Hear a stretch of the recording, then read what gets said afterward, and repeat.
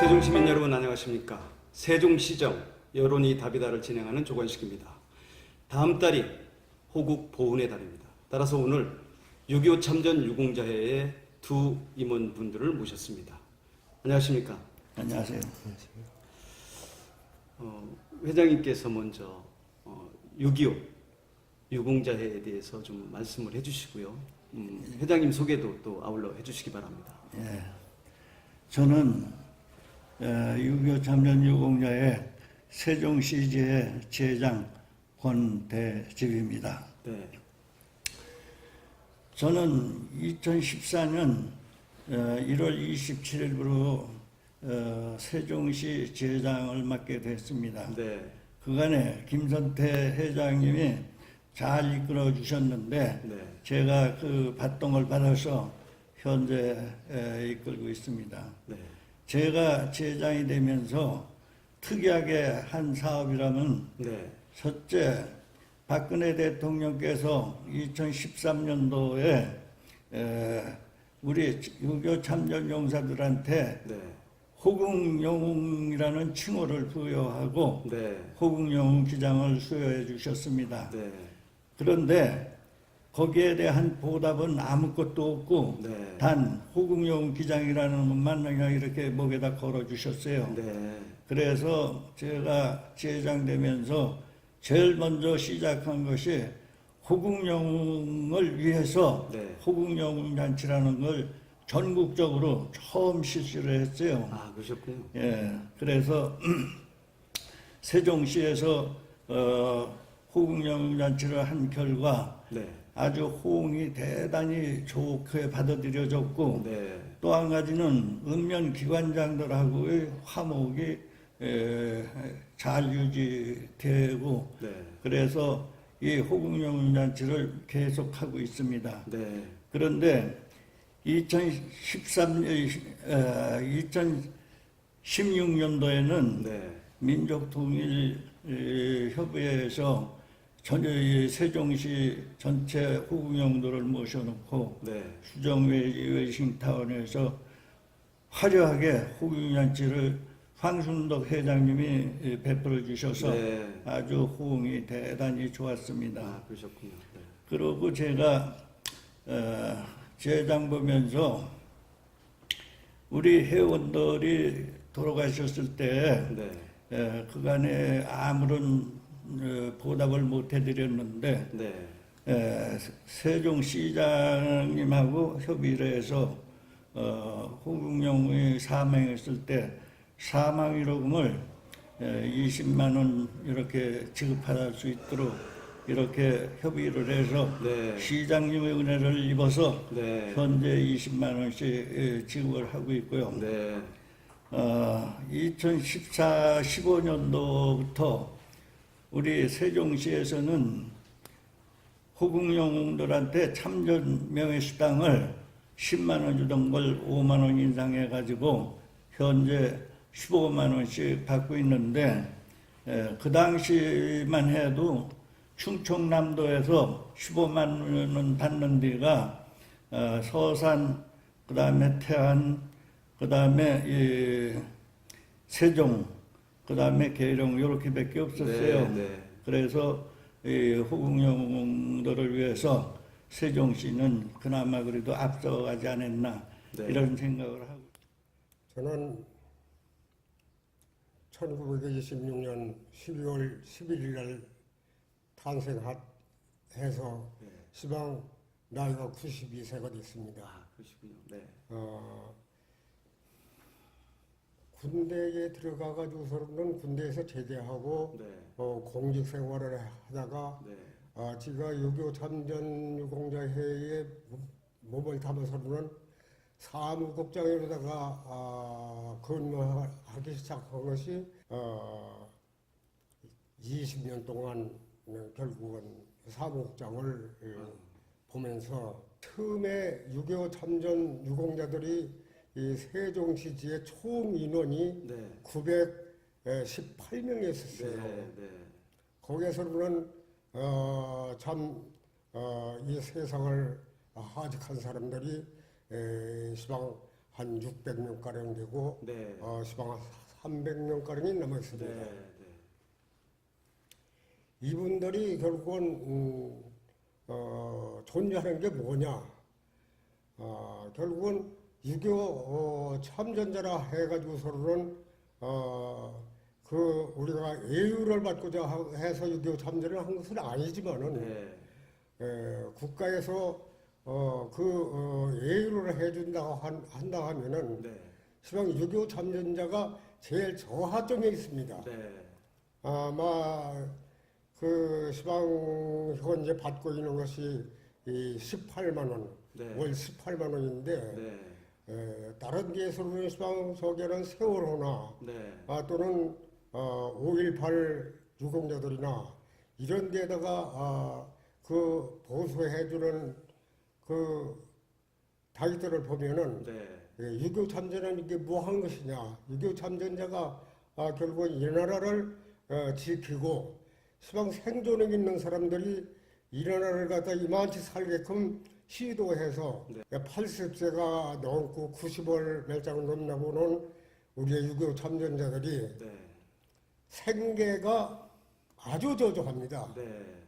그래서 결국은 보건청에다도 그 건의를 했고 네. 시청에다도 건의를 했는데 네. 우리가 생활할 수 있는 기금 얼마까지만 해다고 네. 이렇게 얘기하는데도 세종시에서는 시방 15만 원을 받고 있어요. 네. 그러면 그것이 15만 원이 뭐냐면은 제일 최초에 연기군율이 있던 연기군 사무국장 노원석이가 결국은 시도를 했습니다. 네. 시도를 해서는 사항을 중앙회의로다가 자랑스러워서 전화를 했더니 아이고 그 조례 좀 보내달라 네. 해가지고서는 조례를 보내줬더니 전국에 결국은 확산을 시켜서는 네. 지방 전국에서 확산을 하고 있는데 네. 우리가 15만 원을 받고 있다 하더라도 딴 데서 시방 10만 원, 9만 원, 5만 원 이렇게 받고 있는 데가 허다합니다. 이게 네. 참전자들이 네.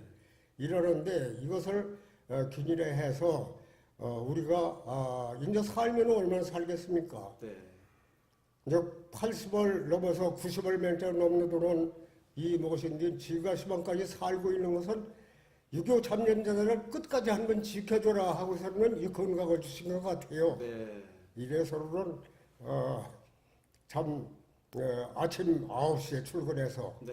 오후 5시까지 토요일, 일요일을 빼고서는 매일 그 시간을 지켜가서는 근무를 하고 있습니다. 네.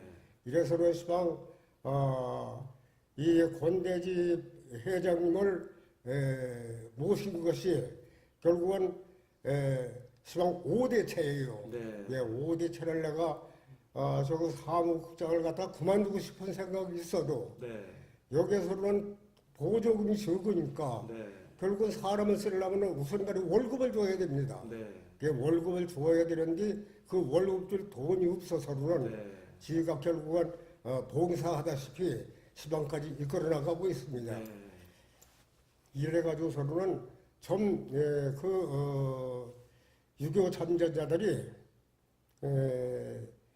생활이 아무리 곤란하다 하더라도 덜 쓰면 덜 먹는 건데 네. 이것을 갖다가는 딴 사람들이 딴 단체에 보조해 주는 것을 갖다가는 생각하면은 우라가 터져서는 네. 6.25 참전자가 네. 왜 이렇게 허다하게 됐느냐 하는 네. 것을 갖다가는 아주 누렁이 느끼고 네. 항상 제 한심이 이렇게 아주 험악해졌다 이렇게 생각을 하고 있습니다. 네. 이래서는 좀 정부에서는 이제 세정하고 이렇게 했으니 결국은 거기에 합당할 만한 이런 늙은 유공자들이 좀 죽을 말년에 좀 호강은 못할지라도 네. 유쾌하게 살게끔 네. 네. 이렇게 해서는 보조를 해주시면 감사하겠습니다. 네. 감사합니다. 네, 아유, 참 울분을 토하시는데요. 사실 듣고 있는 저도 민망스럽습니다. 국가를 위해서 이렇게 헌신 봉사하시는 참전 유공자 여러분들을 대우를 그렇게밖에 안 해준다고 그러니 참 마음이 아픕니다. 어쨌든 그 6.25 전쟁 우리가 되돌아보기 싫은 뭐 특히 우리 어르신들은 더 그러리라고 봅니다만은 1950년 이제 6월 25일 날 새벽 4시에 전쟁이 일어나지 않았습니까? 예. 그런데 조금 전에 우리 국장님 말씀 중에 세월호 말씀을 하시던데 그 당시 이승만 정권이 꼭 그 세월호 선장하고 똑같아요. 학생들한테는 괜찮다. 그대로 선실 안에 있어라 해놓고 자기는 도망을 갔지 않습니까? 그 당시도 보면 이승만 대통령을 비롯해서 그 정권은 이미 그 한강을 넘어서 도망을 갔어요. 그러고서는 방송을 통해서 서울이 안전하니까 그대로 있어라. 그래놓고서는 한강 다리를 폭발을 시켰단 말이죠. 그러고 나서 불과 3일 만에 1950년 6월 28일 날 우리가 서울을 빼앗기게 됩니다. 잘 아시다시피. 그런 연후에 이제 그 7월 5일 유엔군이 참전을 해서 그 오산 전투가 일어나는데 이게 이제 그 1950년 8월과 9월에 그 낙동강 최후 그 보루 전선에서의 그 전투가 있었어요. 그러니까는 그 당시에는 아마 참전을 안 하셨던 것 같고 그 당시에는 일본에서 이제 그 훈련을 하신 것 같고요. 그 다음에 이제 그 지금 인천 상륙 작전이 1950년 9월 15일 날 성공을 했습니다. 그리고 나서 9월 28일 날 그 서울이 탈환된 지 3개월 만에 다시 이제 우리가 그 서울을 그 점령을 하게 됐고요. 10월 1일 날 1950년 10월 1일 날 10월 1일 날. 네. 10월 1일 날은 어떤 일이 있었는지 혹시 기억나세요? 그 현재 국군의 날이 10월 1일로 정해진 것이 38절 돌파한 그렇습니다. 날이 10월 1일이기 때문에 그렇습니다. 현재 국군의 날 그렇게 그렇게 됐죠. 정했다고 얘기 저는 들었어요. 그걸 몰랐었어요. 네. 그러시죠. 서울에 이제 주둔하고 있고. 네. 그래서 우리가 이제 평양을 탈환한 것이 10월 19일 날입니다. 네. 그러니까 이제 중공군이 개입을 하게 되죠. 그래서 아까 말씀 중에 계셨던 그 1951년 1월 4일 날 일사후퇴를 하게 됐고요. 그런 연후에 이제 우리가 그 밀려 내려와서 서울을 또 뺏깁니다. 잘 아시다시피. 일자부터. 네. 그러고 나서 이제 1951년 3월 15일 날 우리가 서울을 재탈환하게 됐고요. 이제 그 우리가 정전협정이 체결된 것이 1953년 7월 27일 날입니다. 국장님께서는 이제 그 당시 그 1950년 8월 16일 날 입대를 하셔서 이렇게 전쟁을 경험을 하셨고 우리 회장님께서는 입대한 날짜가 언제쯤 되시죠? 나는 고등학교 3학년 졸업을 앞두고 네. 대학 시험을 가정하는 게 가정 형편이 좋지 않아서 대학을 못 가게 됐어요. 네. 그런데 졸업을 앞두고 그 당시 그 경찰서 정보과에서 와서 갑종남부 후보생 지원을 받더라고요. 네. 그게 뭐 그래서 제가 제 동기 몇 사람하고 같이 갑종남부에 신청을 해가지고 네. 뭐 이 갑종남부 합격을 해가지고 네. 갑종남부 들어갔어요. 네. 그래서 보충돼 간 것은 이제 52년 1월에 졸업을 그러셨군요. 하지 못하고서 네. 보충돼 가서 있다가 네. 인간은 그 제1훈련소하고 포병학교로 해서 52년 12월 20일 날 육군 소위로 임명을 받아서 네. 전방에 배치를 됐는데 네. 제가 지상관측을 처음에 올라와서 제가 지상관측을 했어요. 그러셨군요. 예, 네. 지상관측을 하는데 처음에 전방에 간 데가 금성의 A꽃집, B꽃이라고 네. 하는 데가 있어요. 네. 거기는 적하고 10야드, 15야드 그렇게 아주 가까워요. 네. 그런데 거기 뭣도 모르고 이제 손님마사가 인도해서 이제 임무교대 하는 거지. 네. 먼저 가야지 하는 네. 데가 있었으니까. 네. 거기를 가는데 아주 그냥 그래 1월 달이니까 눈이 허옇게 쎄였는데 아주 조용해요. 햇빛은 쨍쨍하고 그 초원에서 초상치열은 단번나게 이렇게 고요하더라고요. 네. 그게 이제 한참 가다 보니까 보병들이 그 방한복을 거꾸로 이제 뒤집어 입으면 흰색이 나오잖아요. 그렇죠. 네. 흰색을 입고서 가는데 아 여기가 진짜 이제 전쟁터구나 하는 네. 생각을 처음 네. 느꼈죠. 네. 그 산 밑에 올라가요. 산 밑에 가서 이제 거기서부터 그 산 꼭대기로 올라가는데 강원도산이라는 건 여간 곡해요. 그렇습니다. 그 이제 산 꼭대기로 올라갔어요. 올라갔는데 가보니까 이제 무전으로 연락을 해가지고 우리 여기 도착했다고 그러니까 그 안에서 샌백을 빼내가지고 굴을 만들어 주더라고요. 네. 그 글리 기어 들어가서 이제 가보니까 순전히 굴이에요. 네. 굴인데 수류탄을 까가지고 거기다 휘발유를 넣은 수류탄 등장이 있어요. 네. 그걸 쭉 이렇게 굴 안에다 걸어놔서 그래서 이제 우리 포병 관측장교 있던 데로 가서 이제 거기에서 임무 교대를 했는데 네. 거기는 낮인지 밤인지 모르는 거예요. 굴 속에서만 있으니까. 네. 그래 이제 무전교신이 했었냐 해셨냐 그렇게 하고 거기서 한 보름만 있으면은 못 걸어 나온다는 얘기예요. 네. 그냥 가만히 누워만 있으니까. 네. 그래서 이제 거기서 다행히 올라갔는데 그런데 그러면 거기서 우리가 뭐하러 거기 있느냐 하면은 저기 그 산 진지 꼭대기로 올라오면은 우리는 진내 사격이라고 그래서 우리 머리 위에다가 포를 쏘는 거예요. 네.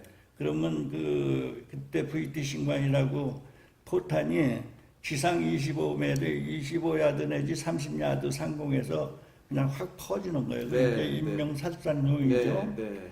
그러니까 적군이 우리 머리 꼭대기에 올라오면은 내 머리 꼭대기에다 포 쏘는 게 거기 임무예요. 네. 그런 임무를 하다가 이제 교대를 해서 좀 안전하다고 해서 이제 빼줬는데 올라간 데가 이제 상구사고지라는 데요. 상구사고지라고 하는 데가 있는데 거기 가서 이제 관측장비로 근무를 하고 있는데 해가 노을로 넘어가려고 그러고 이제 막 이제 저녁 먹을 때죠. 그때쯤 됐는데 저기 막 포를 쏘기 시작하더라고요. 네. 그러는데 우리 관측구 아궁이에 포탄이 떨어졌어요. 네. 그래가지고 그 세인백으로 이 뒤를 막았었는데 이 세인백이 그냥 안으로 파가다가 안에 그 진공에 의해서 이게 바깥으로 확 털어나가고 무전병이 어깨에서 탁 치면서 아이고 하는데 여기 파편이 조금 베겼었어요. 그 다행히 나는 거기서는 무사했고 네. 그래서 그 상구사고지 전투가 이제 한참 벌어졌죠. 아군도 포를 쏘고 쟤네들도 포를 쏘고 그러는데 그 앞에 가면 상구사고지라고 일개 소대가 나가 있는 데가 있어요. 네. 그 고지를 쟤네들이 올라오는데 이 전쟁이라는 것도 그 운이 따르야 승리를 하는 거예요. 네. 왜냐하면은 상구사고지 전투 있을 때는 막 저녁 식사가 배달을 해서 저녁도를 먹고 있었다 해서 네. 식사를 하고 있는데 쟤네들이 포를 쏘니까 여기서 포를 쏘았고 네. 그러는데 아군탄인지 적탄인지는 모르지만 그 당시에는 낙오탄이라고 이렇게 네. 얘기를 네. 들었어요.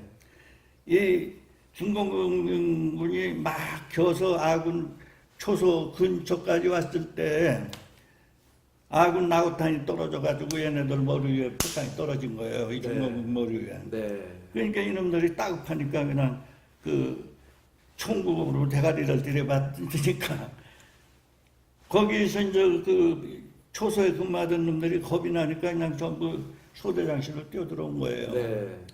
그게 소대장이 큰일 났다는 생각이 들고 하니까 이 사람이 이래서는 안 돼, 서로 다 죽겠다는 생각하에서 나를 따르라 하면서 진지의를 튀어 올라갔다는 거예요. 네. 그러니까 선임마다 나를 따르라고 올라가고 분대장 나를 따르라고 이렇게 와 하고 이제 올라갔는데 이제 해는 넘어가서 이제 어둡죠. 그 여기서는 이제 조명탄을 계속 쏴주는 거예요. 그러면 여기서 이제 중대고비에서 이렇게 바라다 보니까 그냥 까딱까딱하게 그냥 요만한 성능 것들이 왔다 갔다 하는 거예요. 계속 조명탄 쏴주고 그러고 아군은 8분 능선에다 대고 저기 못 넘어게 계속 기관총으로 다 8분 능선을 갈기고 네. 그렇게 해서 한 서너 시간 육박전이 벌어졌어요. 그 산 꼭대기에서. 네. 그렇게 해서 이제 전투가 이제 12시경에 끝이 났는데, 네. 끝이 나니까 이제 추진관측을 하라고 그래서 제가 밤중에 거기로 올라갔어요. 거기로 올라가 봤는데, 그 기적이라는 게, 그 적 사살이, 거기에 시체 확인 사살이 54명인데, 아군은 3명이 전사를 했고, 네. 2명이 실종이 되고, 네. 그런 성과를 올렸더라고요. 네. 그래서 거기 가서 참 밤을 새우고 그런데 이 보병들이 관측장교하면 아주 환영을 해요. 네. 왜냐하면 관측장교가 있으면은 포를 적이 들어오지 못하게 포를 열심히 쏴주니까 네. 그런 데서 이제 관측장교 오는 걸 좋아하더라고요. 네. 그래서 제가 상부사고지 전투를 한번 치러봤고 그렇게 하고서 바로 또 내려가서 그 항공관측 장교로 임명을 받았어요. 네. 그래서 내가 항공관측 장교를 한 6개월 했어요. 6개월 동안 깊숙이 들어가서 그때는 이미 뭐 종전이 된 상태예요? 아니죠. 휴전 전쟁 당시니까 네. 53년도 7월 네. 이전에 6개월을 항공관측을 한 거예요. 네. 그래서 가면은 주로 깊숙이 들어가서 이제 저게 밖에 포진지 또는 보급포 또는 이동 중인 차량. 네. 그런데 전방에 올라가면 얘네들 숨어서 여간에 대낮에 이동을 안 해요. 네. 그러니까 어쩌다 걸리죠. 그리고 이 8인치 포 같은 게 들어오면은 그건 파괴 사격을 하는데 에어미션이라고 사진 판독을 해가지고 그 한국관측장한테 그 군단에서 넘어와요. 그러면 그걸 그 지점에 가서 그게 보급포다 또는 무기고다 그 판명이 돼서 나려면 그걸 이제 파괴하는 게 임무예요. 네. 그걸. 네. 그러면 8인치포를 보통 한 80발 정도로 쏩니다. 네. 그러면 거기서 명중탄이 한 2발 내지 3발밖에 안 나요. 네. 그 근방에 다 네. 떨어지지. 네. 그래서 그게 완전히 폭파되고 그냥 경우에 따라서는 포진지 같은 데 떨어지면 그냥 이런 나무 토막 같은 게 그냥 막 튀어 올라가고 그러죠. 네. 그렇게 6개월 동안 파괴 사격을 했고 항공장교 역할을 했습니다. 그러고 이제 휴전 직전에 그 엠망고치라고 있어요. 그 금성 전방인데 거기에서 일개 사단이 녹고 나왔다 그러는데 그 당시 내가 20사단 지원했는데 60년대가 거기 들어가 가지고서 네. 전부 녹고 나와서 이제 61년대가 들어가는데 거기에 내가 이제 대대 연락장교로 거기를 들어갔어요. 네. 거기를 들어갔는데 엠망고치가 당초에는 일개 소대가 들어가는 자리였는데 네. 치열하기 때문에 일개 중대가 들어가고 일개 중대에 위치하더니까 대대가 들어갔어요. 네. 그래서 이제 그 대대가 들어가서 거기를 이제 진입이 했는데 네. 강원도산이라는 그 골자가 여간 깊어요. 네. 그 이제 거기를 가면은 뭐 하루 저녁에 일개 중대가 녹고 나오는 거니까 네. 그 노상 그렇게 전례가 매일 그렇게 됐으니까 그래서 이제 거기를 그 임무 명령을 받고 들어가면서 그 선임하사가 이제 그 장비 같은 걸 정비해가지고 올라왔어요. 네. 그래서 그 사람한테 나 이제 들어가면 죽을지 모르니까 죽을 각오를 하고 이제 그때 포병은 전부 빨간 마우라예요. 네. 빨간 마우라하고 포밭지 띄고 그 다음에 계급장 띄고 그렇게 하고 그걸 유물로 이제 선임한테 주면서 내가 전사하면은 이걸 내 유물로 좀 전해달라고 거기서 눈물을 호소하면서 거기 전방을 들어갔어요. 네. 들어가는데 한참 이렇게 계곡을 내려가고 있는데 그 전날 전투에 부상당한 장병의 육군 이제 상병인가 그렇게 되는데 그 사람이 다리를 다쳤어요. 다리를. 네. 그래가지고 나무를 꺾어서 그걸 식뱅이 삼아가지고 다리를 질질 끌고 올라오더라고요.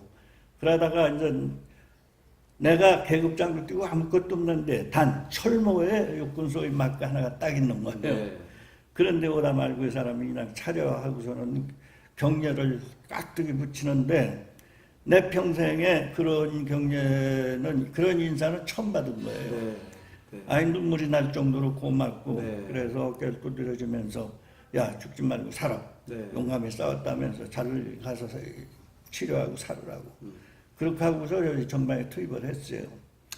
그 이제 대대에서 이제 그 중대장이 그 애매한 고치를 들어가기 전에 제발 살려달라고 그냥 손을 붙들고 울더라고요. 네. 그 걱정하지 마라. 내가 당신 살려줄 테니까 걱정하지 말라고. 그렇게 해서 그 일중대장이 들어갔는데 이상하게 그날 저녁에 그 우리 이제 중대에 가면 관측장교가 따라가니까 그 중대에 있던 관측장교가 거기 들어갔고 나는 이제 그때는 이제 대대 연락장교였으니까 이제 바로 뒤에 있는데 그 중대 나가 있는 관측장교 무전기에 중국 무전이 잡히는 거예요. 그게 이제 뭐 쌀라쌀라 하기는 하는데 다 모르지만은 그런데 그 수색중대 소대장이 네. 중국에서 살다 나온 사람이에요. 네. 그 사람이 이제 그 같이 거기 있었으니까 지금 저기 공격 준비를 하는데 어디로 지금 직결합니다. 네. 직결하라고 명령이 떨어졌다는 네. 거예요. 그러냐고.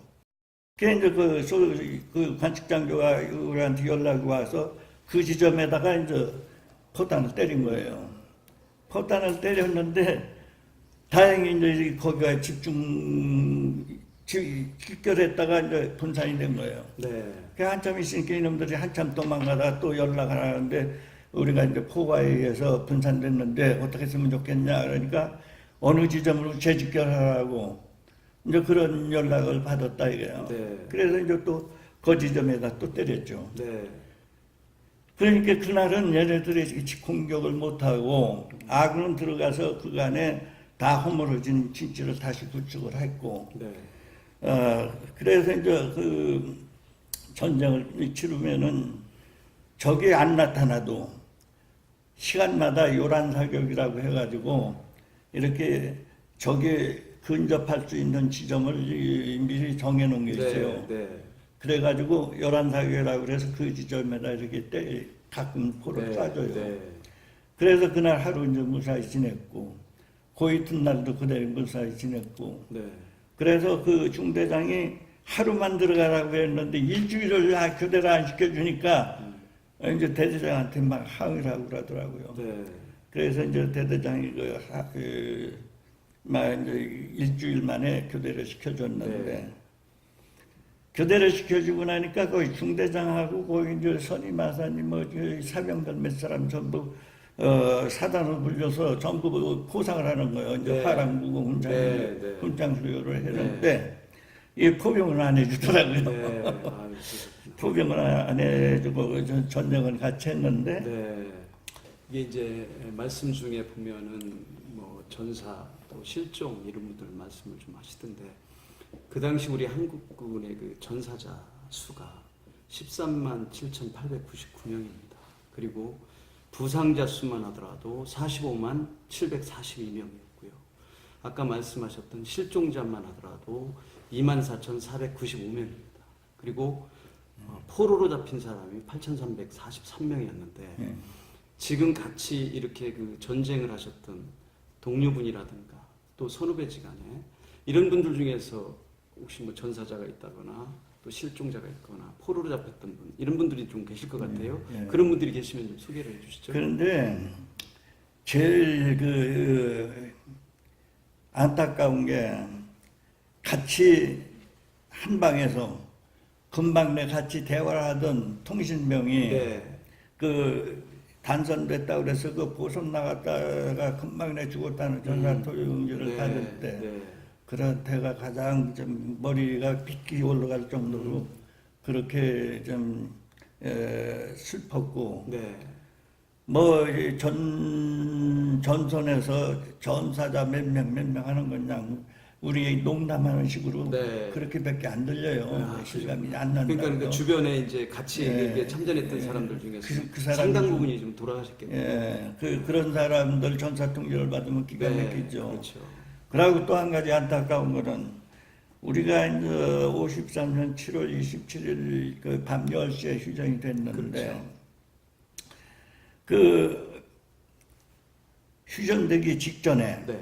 각 부대에서 그 인수가의 포탄 또 인수가의 실탄이라는 게 있어요. 네. 그러니까 양놈들한테 미군한테 그 보고를 받기 때문에 네. 그 전부 일보상으로 소모를 하고 이제 이렇게 하는데 전쟁이 나면은 먼저 그 보급을 못 받을 확률도 네. 많고 하니까 네.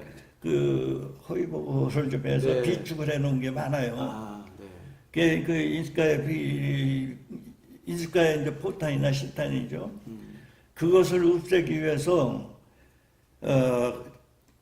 그러니까 밤 10시에 휴전이 됐는데 오후 5시 이후에 일제 사격을 계속했습니다. 아, 그렇군요. 그러고 실탄이 남으니까 네. 전방에 올라와서 그냥 전방에 저기다 대고 싹 쏘는 거예요. 네. 포는 포대로 쏘지 소총은 네. 소총대로 쏘는데 네. 그래서 저도 전방에 가서 휴전 직전에 굴절로 가서 총을 계속 쏴본 기억이 남는데 그렇군요. 그 시간대에 적도 마찬가지예요. 그 시간대 그 보급을 날른다든가 또 이동하다가 그 포탄에 맞아서 전사한 사람들이 그때 많아요. 네. 그러니까 불과 몇 시간을 두고 전사하신 분들 참 안 됐죠. 그렇죠.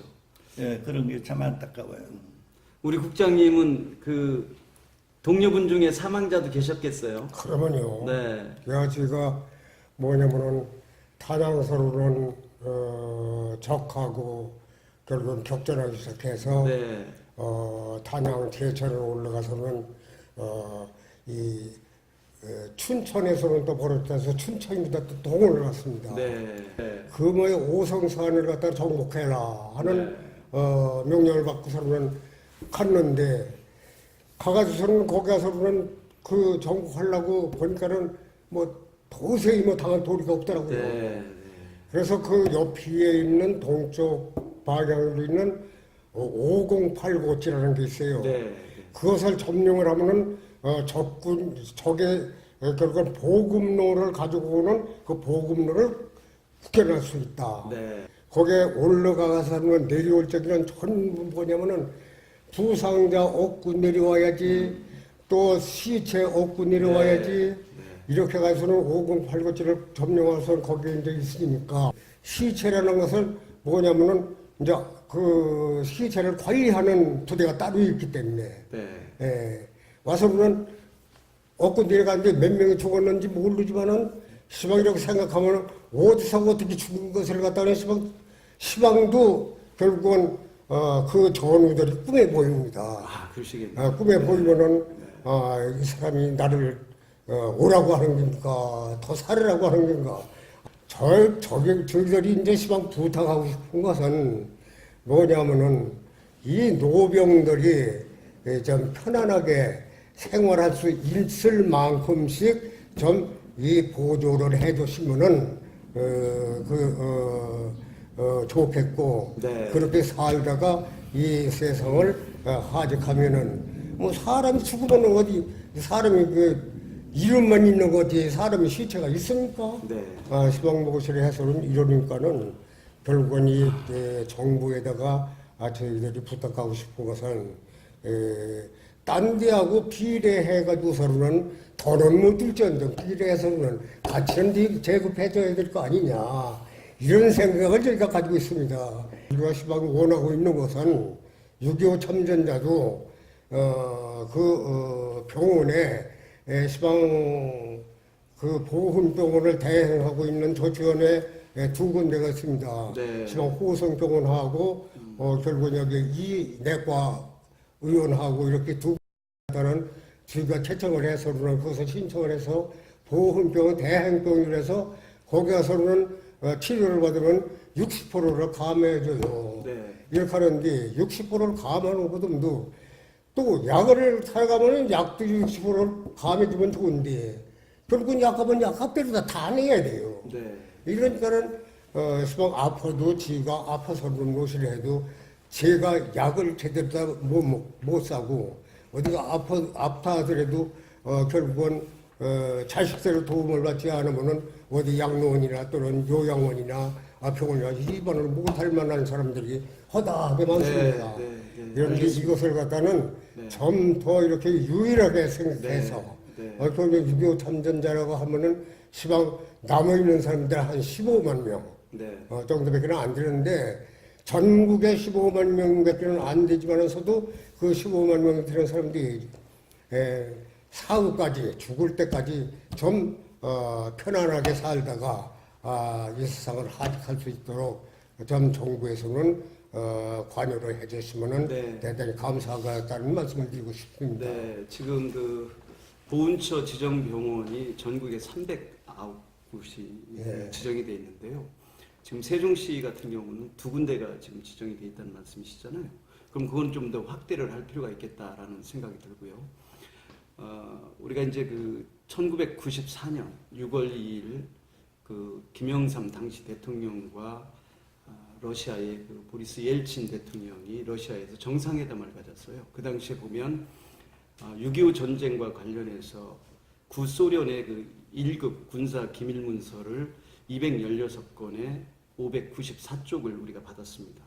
그 내용을 보면 그 구소련의 그 스탈린이 이 6.25 전쟁을 기획을 한 거예요. 그리고 중공이죠. 그 당시에는 중공의 모택동이 지원을 하고 그래서 북한의 김일성이 이제 그 전쟁을 일으키게 됐는데 지금 안전행정부에서 얼마 전에 그 자료를 그 받아서 보니까요. 초중고 학생들한테 그 6.25가 언제 발발했는지를 물었더니요. 57.6%의 학생이 언제 발발했는지를 모르고 있습니다. 또 51.6%의 학생들은 남침인지 북침인지를 알지 못하고 있어요. 따라서 이 6.25 참전 유공자에서는 그거와 관련해서 후손들에게 6.25에 대한 실상도 좀 정확히 알릴 필요가 있겠고 또 그에 따라서 전쟁에 대한 교훈 같은 거를 알릴 수 있는 방법을 좀 강구해야 되리라는 생각이 드는데 그런 쪽으로는 어떤 그 계획을 예. 갖고 계신가요? 6.25는 6.25 바로 알리기 교육을 네. 매년 실시를 하고 있는데 네. 이거는 우리 지혜 주관으로 하는 게 아니라 중앙회 주관으로 해요. 네. 그래서 이게 전국적으로 실시를 하고 있는데 작년에 세종시는 4개 학교를 했고 네. 금년에 이제 내일 네. 내일 연동 초등학교하고 고려대학하고 2군데 안보 교육을 합니다. 아, 그렇군요. 그래서 이건 매년 중앙회 사업으로서 하고 있어요. 그래서 지금 말씀하신 대로 지금 학생들을 주로 좌편향돼 있다고 일반 사회에서 얘기를 하는 것은 네. 전교조 선생들 때문이라고 늘 그러잖아요. 네. 그래서 이번에 선거 때도 많이 이슈가 됐었지만 네. 전교조에서 자꾸 왜곡을 시키고 네. 사상적으로 자꾸 좌파적인 이런 사상을 심어준다고 네. 해서 네. 6.25 바로 알리기 사업을 우리가 매년 하고 있고 그러는데 이게 이제 한 가지 더 붙여서 우리가 학교를 선정하는데 네. 전교조 교장 선생님이 있는 학교에서는 수용을 안 해요. 아, 그렇군요. 예. 네. 그래서 그 전교조가 과연 우리나라에서 필요한 조직인지 네. 그것도 사실 좀 의문이 가고 네. 이번에 새로 소집된 문재인 대통령께서 그런 점에 좀 착안을 해서 네. 했으면 좋겠습니다. 네. 예, 그래서 유교 발활리기는 우리 유교에서 열심히 하고 있다는 당연히. 말씀을 드리겠습니다. 네, 네. 앞으로도 계속 교육이 필요하지 않을까 싶은 예, 생각이 들고요. 아까 우리 그 국장님 말씀 중에 지금 전국에 남아 있는 숫자가 15만 명 정도 된다고 그러시는데, 15만 명도 안 될 네, 거예요. 지금- 작년도 통계가 그렇다는 거니까. 네, 그렇죠. 원래 그 6.25 참전 그 유공자회가 발족이 된 것이 2001년 5월 16일입니다. 그 당시에는 정확하게 회원수가 24만 명이었어요. 근데 그 지난 3월 말 현재 회원수가 88,882명밖에 안 남았습니다. 그 기간 동안에 15만 1,118명이라는 분들이 돌아가신 거예요.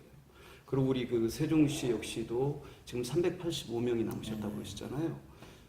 이분들을 위해서 정말 그 시 차원에서도 그렇고 국가적 차원에서 정말 이렇게 울분을 토하시지 않도록 예우를 해줘야 된다. 그런 맥락에서 마지막으로 우리 회장님이나 사무국장님께서도 마찬가지로 우리가 지금 받는 예우를 어떻게 좀 해줬으면 좋겠다. 이런 것들을 왜 이렇게 바꿔줬으면 좋겠다 하는 것들이 있으면 말씀을 좀 제가 마지막으로 말씀드리죠. 하시죠. 네.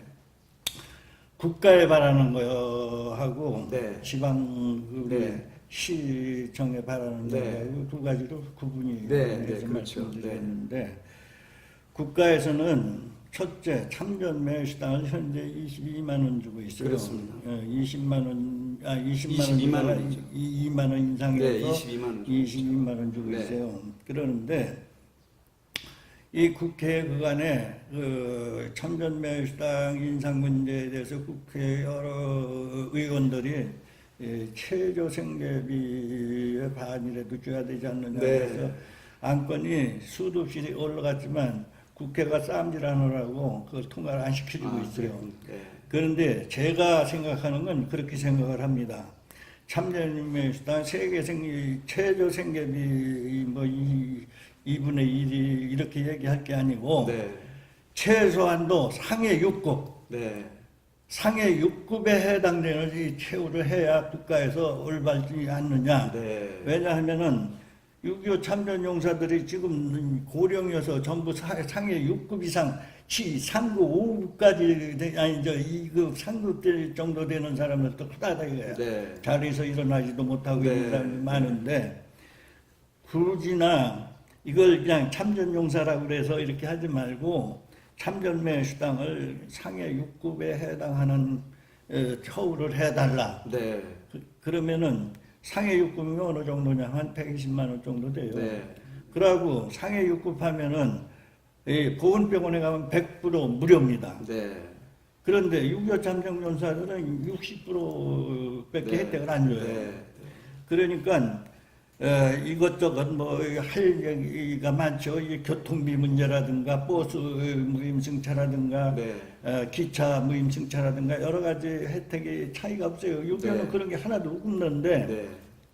상위 6급이면은 그게 자동적으로 해결이 된다 이런 얘기고 네. 네. 또 한 가지는 상위 6급만 되면은 그 참전용사가 돌아가신 다음에 미망인한테 그 수당이 2분의 1인가를 이렇게 네, 승계하고 있어요. 그럼 네. 자동으로 그렇게 되게 네, 돼 있어요. 네. 그런데 그게 현재 6.25에는 일체 없다 이거야. 네.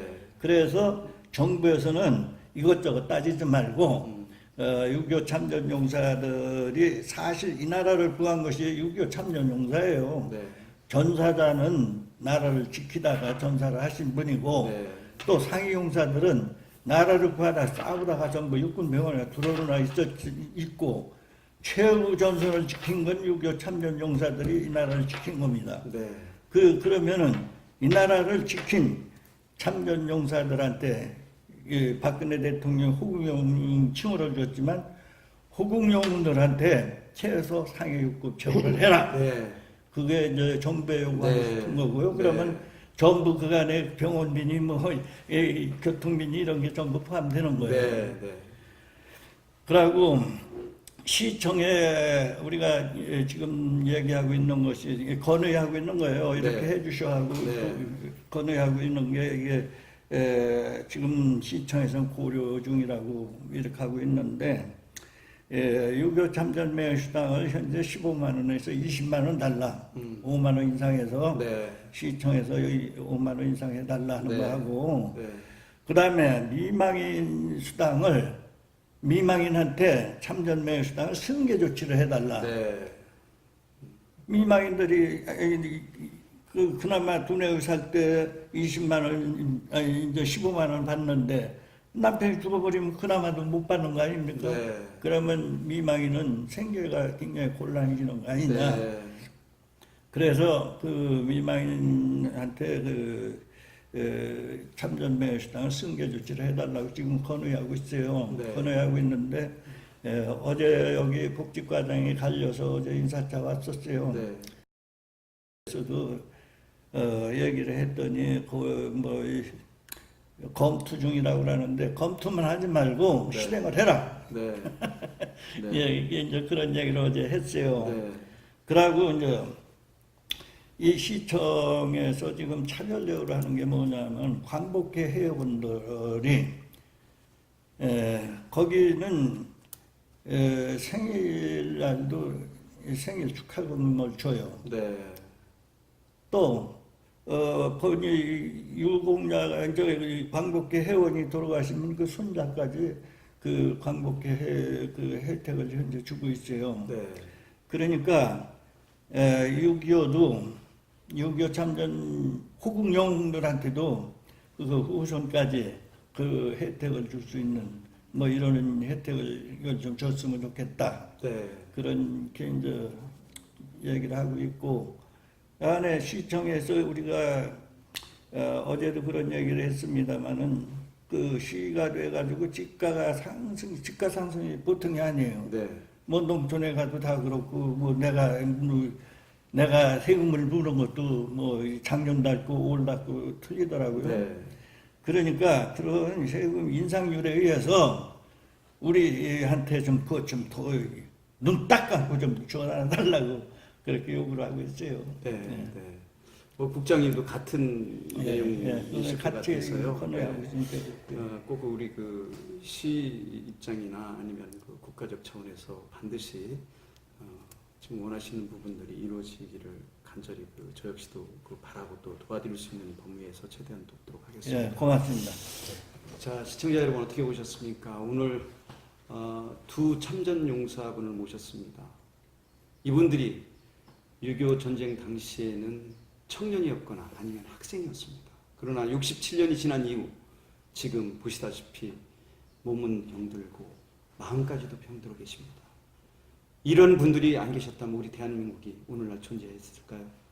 여러분들께서도 이 호국영웅들, 6.25 참전 유공자분들을 위해서 늘 따뜻한 마음으로 대할 수 있는 그런 마음자세와 함께 똑같은 6.25와 같은 동족상전이 벌어지지 않도록 우리의 힘을 모아야 할 때라고 생각합니다. 다음 시간에 다시 찾아뵙도록 하겠습니다. 여러분 안녕히 계십시오. 예, 고맙습니다. 고맙습니다.